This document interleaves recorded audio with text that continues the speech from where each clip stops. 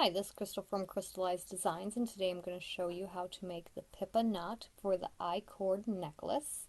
And this one is slightly different than the other knots that I've shown for the necklace. This one happens to be my favorite, but instead of matching up the ends to start and finding your midsection, what I like to do, what you need to do first of all, okay, so this is the middle, your right strand, let me even this out a little bit. Your right strand is the only cord that you're going to be working with. So you're going to need more on the right than you will on the left. And this takes practice on figuring it out, because if you don't do it exactly the length I can, you might have to adjust where you start. So for this, I actually take my elbow and put it on the end, and then I place my fingertips. So this is now where I match my other end, and then I find my center point, keeping the strand flat. And I'm going to put that in my lap. I do this much better when I work tighter, but I'm going to attempt to show you loosely, and then I might show you loosely and then redo it. So again, we are only working with the right strand, which will not always stay on the right. What we're going to do first is we're going to cross the right over the left to make this little loop, and then we're going to make another loop on the bottom, bringing it over and behind the upper loop. So I think of it like, I'm going to set it down so you can kind of see. I think of it like a little snowman with a scarf. So this is crossed in front, but then we go behind the loop like so. We are just going to repeat that same pattern as much as we want. I'm only going to do it 2 times because this is thicker yarn. You could definitely do 3, 4, 5, and it's a stunning piece. Like I said, this is my favorite. So what we're going to do again with this only working side is we're going to repeat the process following the original loops. So I'm just taking that and following it along that loop, and then I'm bringing it behind like so. And now, because I'm out of room, I can't do any more loops, I'm going to stick that working yarn through the center right here. Let me do it this way. It'll be easier this way. Like so. I'm going to make sure it's flat. I'm going to pull on my strands a little bit. And you have this really nice crossover pattern with upper and lower loops. So I really like the Pipa Knot. I think it's elegant and just an easy pattern, or easy knot to make, and it looks gorgeous. To undo this knot, it's really easy. I'm going to flip it over, and I'm going to pull the 2 back strands. So these 2 back strands, and I'm just going to pull them out. That's it. Real easy to undo. So now let's go ahead and do that with an additional strand. I don't think I'm going to do 3 because might be harder to see. Okay, so that's 1 strand, and this is 2 strands. And again, I'm finding how much extra length I need, like so, matching my end, and finding the midway point. So that's there. I'm going to keep this here so you can see it, but then I'm going to do the same with the second strand. I'm going to elbow, finger, match, center. Okay, so now I have slightly longer one side and shorter on the other.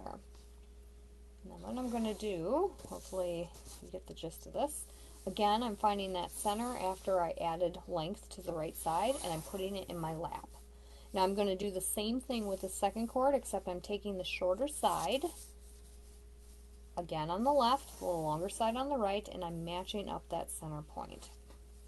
So now my right side 2 strands are longer than my left side 2 strands, and they're not perfectly even. I don't count how many I-cord knots I do. I just estimate the sizes. So let's do this with 2 I-cords. Again, you can do it with more. Thinner yarn, you could even do it with more, and you can make a larger Pipa knot. Alright, so working with the right side only, we are going to cross in front of the left and make a loop, like so. Then we're going to cross it over the snowman head. Looks like a snowman to me. And behind, keeping our strands from crossing over each other. So I'm going to lift up this head here and behind, and now our snowman has a scarf. Alright, I'm going to have to tighten this up a little bit more because I'm running out of cord here. Oops, wrong way. Let's do, okay, so I'm tightening it up just a little bit. So then I'm doing the same thing with the same working yarn. I'm following this loop and up and around. Like so. Like so. I'm going to move it over here. It's getting a little tight back here. So I followed that loop. Now I'm going to follow the one behind. And I'm going to loop this through that center hole, which you can hardly see because this is very, very tight. And then I will play with the sides to try and get this a little more even. Where are you? There you are. Just poking it through on the underside and pulling it. I don't want them to cross over too much. Okay, so my ends are really, really weird.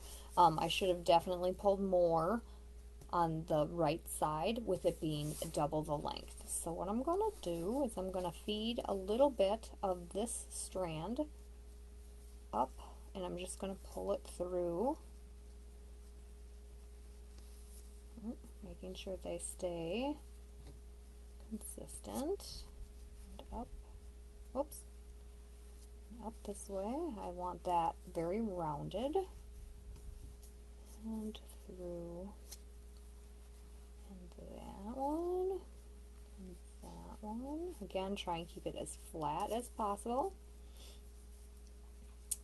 This one, I can pull this one. Alright, so you kind of see how that turned out. Again, my ends are evening up, and working with multiple strands, you definitely want the longer length.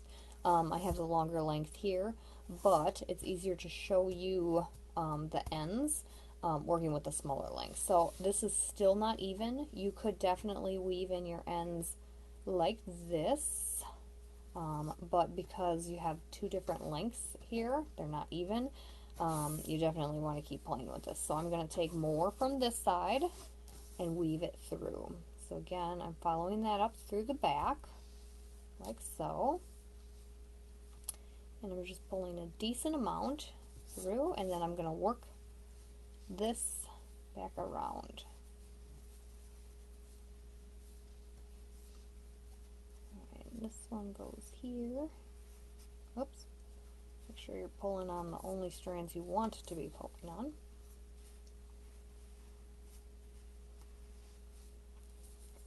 Alright, this one goes here, and I think I can pull it now, except I have a very large loop at the bottom here, so we're going to go back along that way.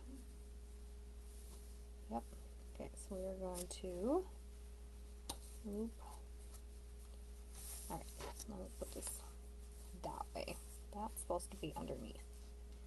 Okay, actually this is the loop. Right here. Okay, so we're going to tighten this up. So it seems to be just one strand that needs to be tightened. Oh, nope, 2. Okay, so I'm back to these, both of these. This is just a plain depending on how picky you are.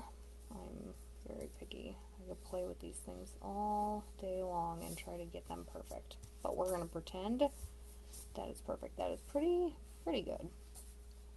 So that is the Pipa Knot.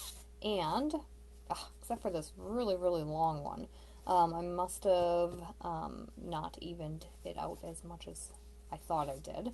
But the other ends are pretty even. So again, this is where you can play. You can actually just pull it out and retry it. It doesn't take that long, but it is a fun necklace to wear like that. If you like this tutorial and want to get all tutorials, make sure to hit that subscribe button and make sure to hit notifications. I do lots of tutorials, lots of pattern video tutorials as well, and box openings. So make sure to hit that subscribe button, and I hope you enjoy this tutorial. We'll see you later. Bye.